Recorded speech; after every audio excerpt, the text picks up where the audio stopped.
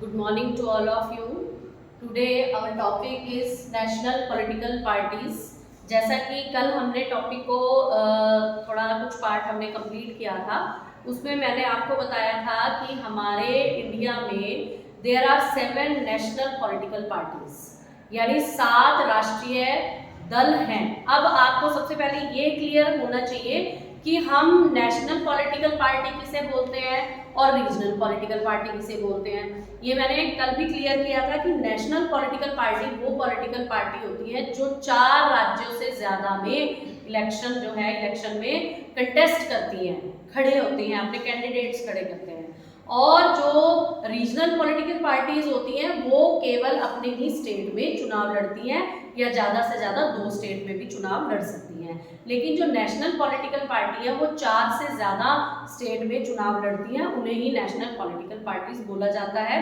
तो कल हमने 4 नेशनल पॉलिटिकल पार्टीज कवर की थी, भारतीय जनता पार्टी और इंडियन नेशनल कांग्रेस, और उसके बाद मार्क्सवादी पार्टी, और एक हमने जो है 3 पार्टियां हम आज करने जा रहे हैं। तो पहला है communist party of India, Marxism है, मार्क्सिज्म है या मार्क्सिस्ट भी बोल सकते हैं आप इसे। तो ये पर्टिकुलरली जो थी सीपीआई यानी कम्युनिस्ट पार्टी ऑफ इंडिया, इसी का ही एक डिवीजन हुआ था, और क्योंकि विचारधारा ना मिलने के कारण मैक्सिमम पार्टीज में डिवीजन्स हुए, तो ऐसा ही डिवीजन 1964 में हुआ और 7 नवंबर को एक नई पार्टी बनाई गई जिसका नाम रखा गया communist party of India, Marxist. तो मार्क्सवादी, कम्युनिस्ट पार्टी मार्क्सवादी, इसके साथ वर्ड जुड़ गया। तो अब इसका जो फॉर्म्ड है वो 7 नवंबर 1964 में हुआ, और इसका सिंबल है दराती, और इसके प्रेसिडेंट है सीताराम येचुरी। तो देखिए, इसकी कम्युनिस्ट पार्टी मार्क्सवादी की जो विचारधारा है वो विचारधारा समाजवाद पर निर्भर करती है। It means it consist on socialism, समाजवाद, यानी कि जो प्रोडक्शन और डिस्ट्रीब्यूशन है उसके ऊपर समाज के यानी कि सोसाइटी के सभी वर्गों का अधिकार होना चाहिए, और जो मेनली एक्सप्लॉयटेशन है जिसमें लेबर्स को हम ले सकते हैं या हम किसानों को, श्रमिकों को ले सकते हैं, ये उनके खिलाफ है। मेनली इनका जो एम्फेसिस है वो मजदूरों के ऊपर होता है। तो ये पार्टी 1964 से लगातार जो है अपना चुनाव लड़ रही है। उसके बाद हम आते हैं national congress party, nationalist congress party, राष्ट्रवादी कांग्रेस पार्टी। तो राष्ट्रवादी कांग्रेस पार्टी ये भी एक कांग्रेस की ब्रांच थी जो कि 78 में अलग हो गई थी, और नवंबर 1978 में इसने एक नया दल बना लिया जिसका नाम इन्होंने नेशनलिस्ट कांग्रेस पार्टी, यानी कांग्रेस पार्टी के साथ अलग वर्ड नेशनलिस्ट जोड़ दिया। कल जो हमने पढ़ा था वो इंडियन नेशनल कांग्रेस पार्टी था, अब हम पढ़ रहे हैं नेशनलिस्ट कांग्रेस पार्टी।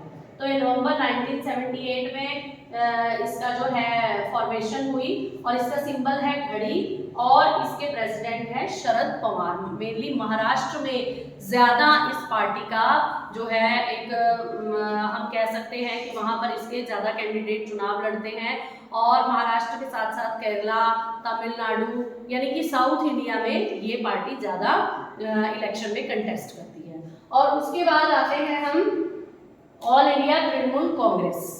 जैसा कि आप देखते हैं कि कांग्रेस पार्टी से ही कितनी ब्रांचेस बनी, ये 3 ब्रांचेस तो आपके सामने हैं ही। तो हम ऑल इंडिया तृणमूल कांग्रेस के बारे में पढ़ने जा रहे हैं। मेनली इसकी जो फॉर्मेशन थी पश्चिम बंगाल में हुई, वेस्ट बंगाल में, और 1998 में इस पार्टी को बनाया गया, और इस पार्टी का निर्माण किया था ममता बनर्जी ने। तब से लेकर अब तक वही इसकी अध्यक्ष हैं, और कई बार वो जो है पश्चिम बंगाल की सीएम रह चुकी हैं, और इस बार भी वही सीएम है। और इनका सिंबल है जोरा घास फूल, यानी कि नीचे घास है, घास का एक तरह से मतलब जैसे गमला टाइप में निशान होता है वो बना हुआ है, और उसके ऊपर 2 फूल खिले हुए हैं। तो मेनली ये पार्टी जो है वेस्ट बंगाल में, केरला में, असम, त्रिपुरा, मिजोरम, इन स्टेट में चुनाव लड़ती है।